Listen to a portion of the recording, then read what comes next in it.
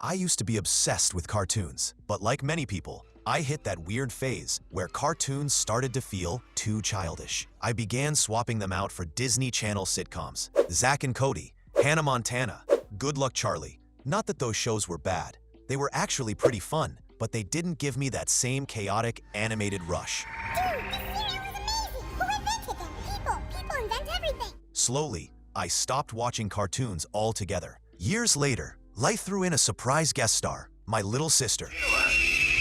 And if there's one thing toddlers are professionals at, it's hijacking the TV. So I found myself watching cartoons again, this time as background noise. I wasn't really paying attention until one show refused to be ignored, The Amazing World of Gumball. At first, I thought it was going to be just another wacky cartoon. Ew, what's that? My inhibitions. But by the end of the first episode, I was hooked. It wasn't just funny. It was clever, insane, and somehow emotionally resonant. This wasn't background noise anymore. This was the show that made me realize, oh, cartoons didn't change. I did. You should be happy to be young. Before you know it, you'll be overweight, unattractive, balding. Let's just say it. Gumball's art style is absolute chaos, and that's exactly why it's brilliant. Every character looks like they wandered in from a completely different show. There's a CGI dinosaur, but 2D cat, a puppet, a balloon, a banana with a face. It's like animation styles from every dimension decided to move in together. We want to be part of your crew! These styles create a weirdly perfect chaos. It feels like the visual version of a dream you'd have after binge-eating gummy worms at 2 a.m. And yet it works perfectly. Each character's design reflects their personality. Tobias looks like a protein shake in paint form. Banana Joe is basically a walking fever dream. And Alan the Balloon, soft-spoken, supportive, emotionally floating through life, literally. I believe the meaning of life is to be good to others. The show constantly breaks visual rules in an amazing way. You can't talk about Gumball without talking about its characters, and this show has some of the best. Gumball Watterson, the blue cat with the soul of a chaos demon and the heart of a sitcom dad.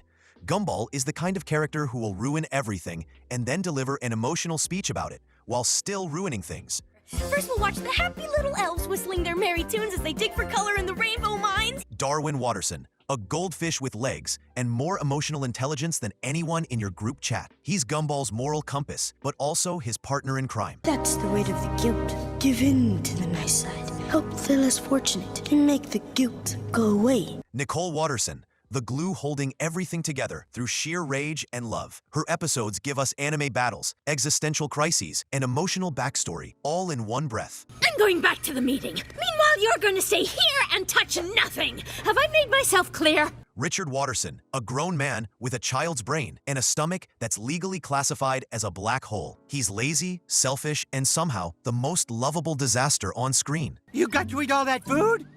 Awesome! Anais Watterson, a 4-year-old genius surrounded by morons. She's the character who constantly asks, why am I the only sane person here? And we still don't know. Stop going on about how good your day was. And that's not even scratching the surface. Every background character, from Banana Joe to Principal Brown, feels like they could star in their own show. And honestly, I'd probably watch it. This show has a ridiculous number of bangers. Here are just a few that made me fall in love with it. The Fury. Nicole goes full anime mom against her martial arts rival. It's intense, emotional, and beautifully animated. It's also the first time I realized how deep this show can get. The Job. Richard gets his first job as a pizza delivery guy, which nearly destroys the world. The Copycats. Gumball and Darwin discover a Chinese bootleg version of themselves, make fun of them, and destroy them. The Choices. Nicole's origin story. A montage of heartbreak, career choices, karate, and motherhood. More emotional than some dramas I've seen. Watching The Amazing World of Gumball reminded me why I loved cartoons in the first place. They're not just kid stuff. Cartoons are unfiltered creativity. They're where rules are broken, genres are mashed together, and emotions are expressed in the loudest, most colorful ways imaginable. And Gumball is all of that on steroids. It showed me that animation can still be wild,